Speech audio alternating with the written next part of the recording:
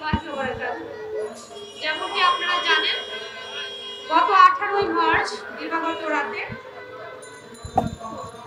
পবিত্র মাহে রমজানে ইসরায়েলি বাহিনী নারকীয় হত্যাযজ্ঞ চালিয়েছে এবং গত 2023 7 অক্টোবর থেকে আজ পর্যন্ত প্রায় 47,000 নিরপরাধ ফিলিস্তিনি নারী পুরুষকে এবং শিশু সহ অসংখ্য নারী পুরুষকে ইসরায়েলি বাহিনী স্থল এবং বিমান হামলায় নিহত করেছে এবং তাদের 18,000ই হচ্ছে শিশু। এবং বিভিন্ন তথ্য সূত্রে জানা যাচ্ছে যে 90% হচ্ছে এই হতাহত এবং নিহতের মধ্যে 90% হচ্ছে নারী এবং শিশু। আমি বলতে চাই, যারা পৃথিবীতে বিভিন্ন প্রান্তে নারীদের অধিকার এবং শিশুদের অধিকার নিয়ে উচ্চকণ্ঠ, তারা কি গাজার নারী শিশুদের দেখে না? তারা কি দেখে না যে ক্রমাগত প্রতিদিনই সেখানে প্রায় 12 জন শিশু প্রতিদিনই একটা দুটো পা হারাচ্ছে, নারী শিশু মৃত্যুবরণ করছে, অনেক নারীরা অ্যানেস্থেসিয়া ছাড়া এই যুদ্ধের মধ্যে শিশু জন্ম দিচ্ছে। বিদ্যুৎ নেই, পানি নেই, ত্রাণ সহায়তা নাই, ক্ষুধায় যন্ত্রণায় যুদ্ধের অবস্থায় মৃত্যুর প্রহর করছে। তাহলে যারা মানবতার ভূমিকম্প চাচ্ছে, তারা কি গাজাকে দেখে না? নাকি গাজার নারী শিশুরা অন্য? তারা মানুষ না? তাদের কোনো মানবাধিকার থাকতে নেই? প্রিয় উপস্থিতি, আমি দেশবাসীকে বলতে চাই, আসুন পুরো বিশ্বের নারী পুরুষরা আমরা একসাথে হই। গাজার নারী শিশুদের জন্য আমরা একত্রবদ্ধ হয়ে প্রতিবাদ করব। আমরা ইসরায়েলি পণ্য বর্জন করব। তাদের সাথে আমাদের সমস্ত কূটনৈতিক সম্পর্ক, সমস্ত লেনাদেনা বন্ধ এবং মধ্যপ্রাচ্যের ক্যান্সার ইসরায়েলকে মধ্যপ্রাচ্য থেকে অপসারণের জোর দাবি জানাচ্ছে। সেই সাথে নেতানিয়াহুর আন্তর্জাতিক আদালতে বিচার দাবি করছে।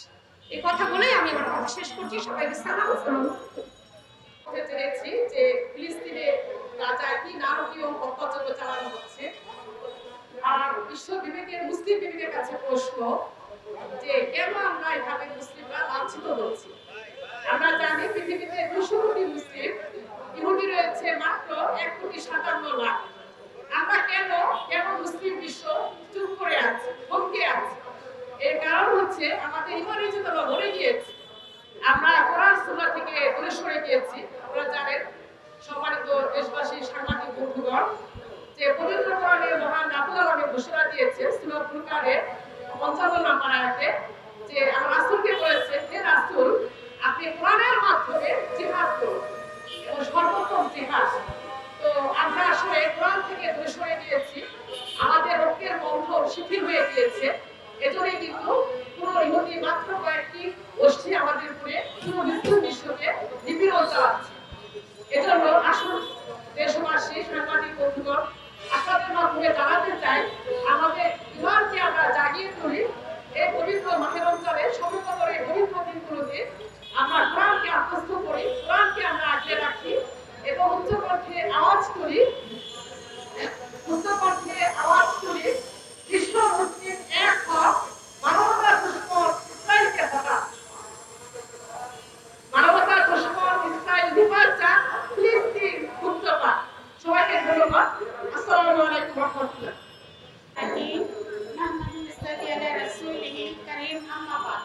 উপস্থিত প্রিয় সাংবাদিক বন্ধুগণ, দেশবাসী এবং মুসলিম উম্মাহ, আসসালামু আলাইকুম ওয়া রাহমাতুল্লাহি ওয়া বারাকাতুহু। আজকে আমরা পবিত্র রমজানের এই দুপুর বেলা এখানে একত্রিত হয়েছি কেন সেটা আপনারা জানেন। মুসলমানদের তীব্র বিক্ষোভ হবে ফিলিস্তিন আক্রান্তের বাংলাদেশ আছে, সেখানে নারী শিশুদের আহাজারিতে রমজানের ইফতারে তারা এক ফোঁটা পানি পর্যন্ত পাচ্ছে না। আজকে সেই অবস্থায়, সেই করুণ অবস্থায় আমরা বিশ্ব মুসলিম তাকিয়ে আছি। বিশ্ব মুসলিমের কাছে আমার প্রশ্ন, আমাদের বিবেক কি বন্ধ হয়ে গেছে? আমাদের বিবেক কি স্তব্ধ হয়ে আছে? যেখানে আমাদের মুসলিম ভাইদের আজকে লাশের বন্যা হয়ে যাচ্ছে, রক্তের বন্যায় তারা সাঁতরাচ্ছে, যেখানে মুসলিম উম্মাহকে নির্বংশ করার জন্য নারীদেরকে হত্যাযজ্ঞ চালানো হচ্ছে, সেই ইসরায়েল নিয়ে তারা বিশ্ব চড়ে বেড়াচ্ছে। কিন্তু কেন আজকে মুসলিম উম্মাহ নীরব? আর মুসলিম উম্মার এই নীরবতায় মুসলিম উম্মার উপরে কিন্তু আল্লাহর গজব নেমে আসবে।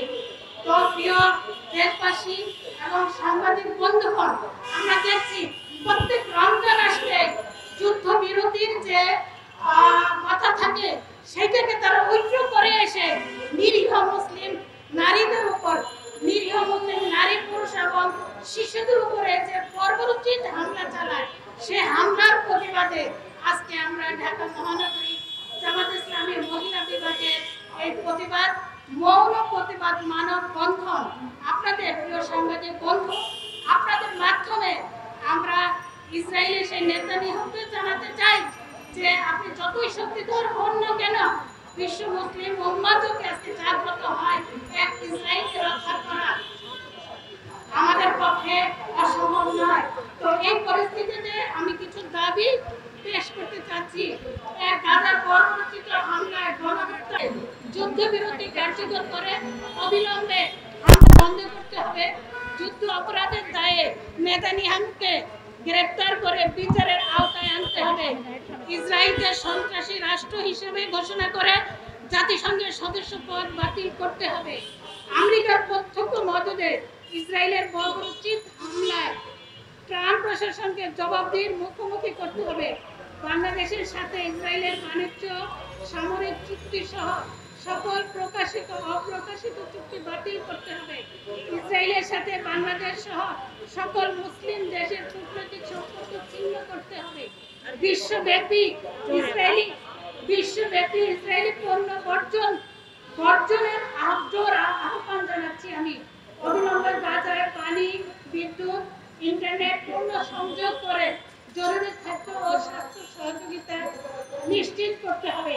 স্বাধীন ফিলিস্তিন রাষ্ট্র গঠনে জাতিসংঘের হস্তক্ষেপ কার্যকর উদ্যোগ নিতে হবে। প্রিয় সাংবাদিক বন্ধুগণ, আপনাদের মাধ্যমে আমি এই 10 দফা দাবি পেশ করলাম। আশা করি এই দাবি আপনারা যথাযথভাবে সাংবাদিক ভূমিকায় সঠিক ভূমিকা রেখে আজকে মুসলিম উম্মাহর পাশে দাঁড়াবেন। ইসরায়েলকে রক্ষার জন্য আপনাদের ভূমিকা অনেক বেশি এগিয়ে নেবে। ইসরায়েলের মোকাবেলা আপনাদের ভূমিকা অনেক বেশি জোরালো থাকবে, এই প্রত্যাশা রেখে আজকে আমি এখানে আমাদের এই মানব বন্ধনের সমাপ্তি ঘোষণা করছি। আমার তৌফিক ইল্লা বিল্লাহ। আসসালামু আলাইকুম।